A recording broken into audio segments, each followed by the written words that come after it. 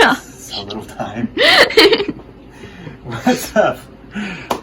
Another quick video. I'm getting tired of saying quick video. Yeah. Just real fast. H2SX Yoshimura tail Fender Eliminator. All right. All right. Take a look. Man, I've been waiting all night, man. That's how long I've been on ya.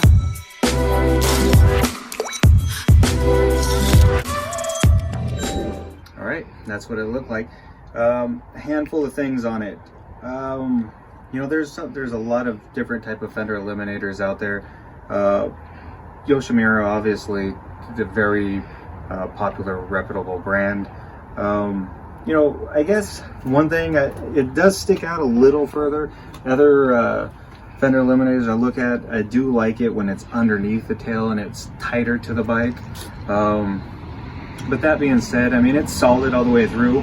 The turn signals, these are also Yoshimura. You have to add those on. They are an extra expense. If you buy the Fender Eliminator, you get the LED license plate light and the brackets, and then you're expected to use the existing turn signals that come on the H2SX, but I didn't like them because they're big and bulky. I mean, they really stuck out.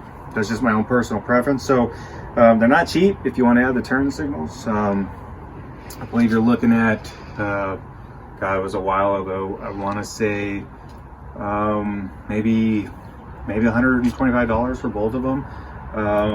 But I mean, that's something you could easily look up. But they look fantastic in my view. They're very bright. They're LED. So you can see them very good. In fact, I think I could even turn it on. You might, I mean, we're standing in the daylight, but you might still be able to see them. You know, we're in broad daylight, but you can still see them pretty good. But at night, they're definitely very bright. You can see them very easily. They mount very easily. Now, when you put this on, here's just something to think about.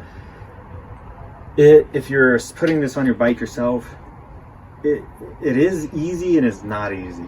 It is to me, it was a bitch. Okay, like you got to be willing to probably put in 5 to 6 hours. You will have to take off the whole back end to put this on. You take off to get the old existing hunk of plastic that comes on the back of it. You're going to take off all your fairing panels. You're going to take off these hand braces. You're going to completely disassemble it all the way up to the back end to get to it. You're going to take off a bunch of push pins, a bunch of Allen heads, and you're going to want to do it slow and take your time to do it right, so you don't break anything. But if you're thinking like, oh, this is going to be, because I've put on Fender Eliminators on other bikes and had it done in an hour. Not the case. It's not so much, I think, the Fender Eliminator as it is the bike. There's just a lot to take off. One great thing about it, the H2 and the H2SX and the H2SE, they're all wired for LED.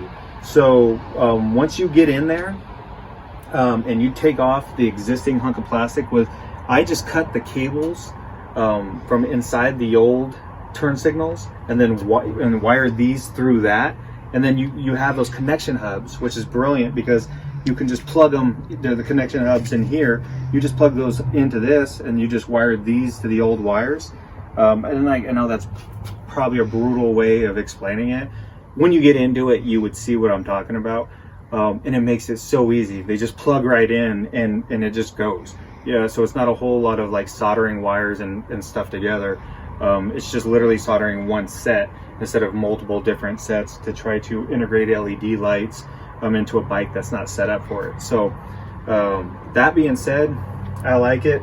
Actually, you know, I like it. I probably could say I love it. I think it's fantastic. It's solid. Yeah, just wanted to show you what it looks like, a little bit about it, and that's it. Till the next video.